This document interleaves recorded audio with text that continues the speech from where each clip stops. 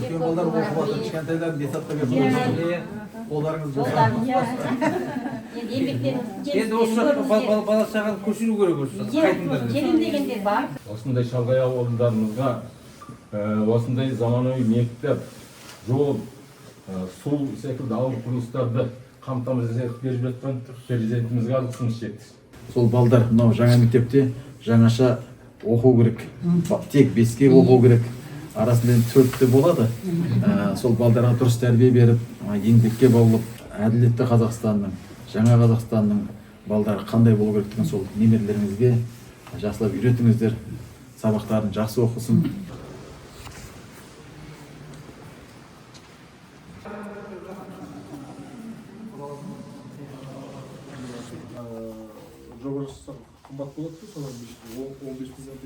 Осындай мектептер біздің өңірлерде көптеп салынуда, басқаша болмайды.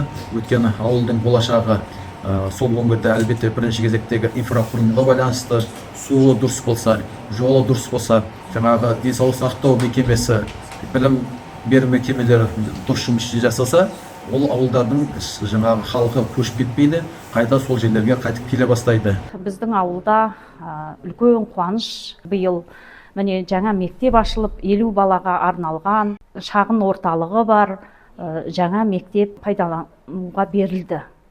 Біз өте қуаныштымыз, мектебіміз өте жылы, жағдай заманауи.